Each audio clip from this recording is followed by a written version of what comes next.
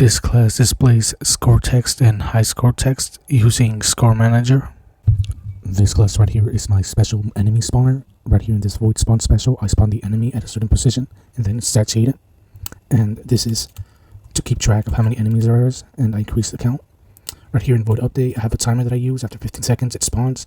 The timer resets so the enemy can spawn again. This class right here is for my special enemy movement. I have variables right here that will determine certain things. In void update, right here I have a timer for an attack. This is for the enemy to move. This is for the enemy to shoot. After 1 second, the enemy has to guess a certain number, which right here would be 2. If it does guess it, it'll shoot the bullet. It's going to saturate the bullet prefab that I have named shot. Then if it shoots the player, it's going to destroy it. Or after 3 seconds, it just destroys itself. Timer resets, so we do the same thing again. Right here, these two right here just move right. If it reaches a certain axis number, which would be what 11 that I put, it would disappear, destroyed, and the enemy count will go down. If the enemy is hit by a bullet by the player, it's going to be destroyed, and it's going to send a message to the console. And once again, the enemy count is going to be lowered. This class right here is to keep track of scores, regular scores, and high scores. I have this so I've been able to store my high scores, and if they're surpassed by the current session score, the high score is going to become that score. In this player class, we have input and interactions. Right here in update, if I'm pressing A or left on the keyboard, I should be moving left. Same thing with this one, but just right, D and right on the D-pad. And if I'm pressing space, I should be able to shoot a bullet, which here it is, the prefab for it. And then the offset position that I have in the editor, I'll show it later, if I can. And I'll destroy it. The bullet will get destroyed after 3 seconds if it shoots nothing. In this class, I am just changing scenes after a certain condition is mapped.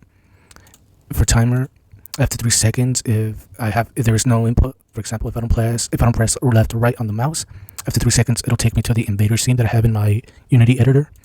It will also reset the scores, which was in, I believe, Score Manager, but I didn't go back. I didn't explain it back then. And what it does is just that it resets the current session score to 0. In this class, I am instantiating my enemy prefabs. Right here, I basically just spawn rows. There is going to be a total of 20 enemies per row. They're going to be separated by one space, one unit. And they're going to have a certain X position, which right here would be -9 on the far left. That was in my Unity editor screen. The most far left I could see them. Then I'm setting the position right here. I am instantiating them. Each time they spawn, I am increasing the enemy count. And right here, I am creating a row of each prefab of enemies that I have. In this game manager class, all I am doing is that after a certain count of enemies, my enemy speed will increase. All the enemy speeds will increase. For example, if the enemy count is less than 45, it'll increase to 1. Ignore those comments right there. Those were from previous experiments, tries.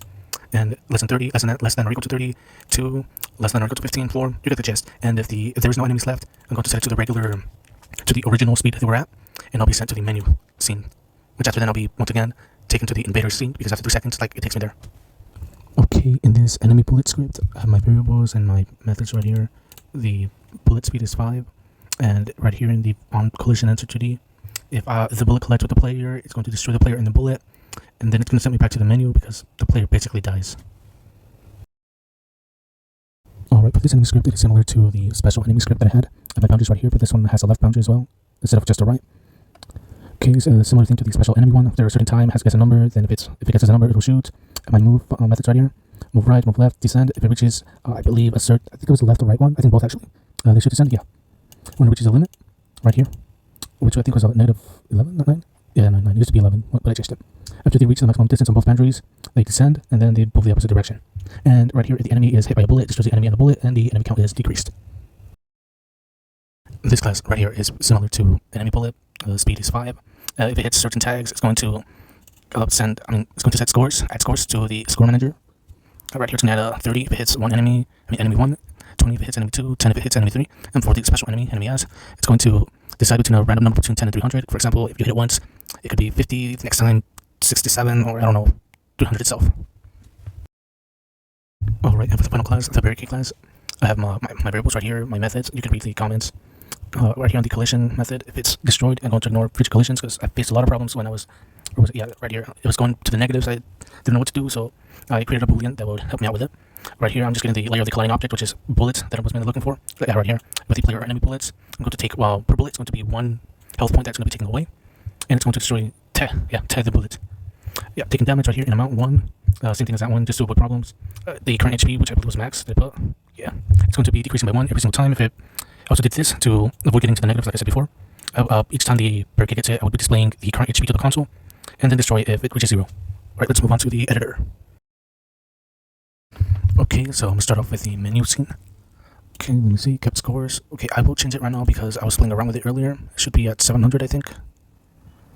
Oh, never mind. Okay, so let me change it back to 0. Hopefully that'll fix it.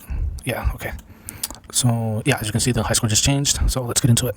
It's a little bit buggy, laggy. There's a lot of mistakes that I need to fix. But, yeah, see, laggy right there. Okay, so, but it does seem to be working. Yeah, look at it. Oh, yeah, I just died. That's my high score, 120.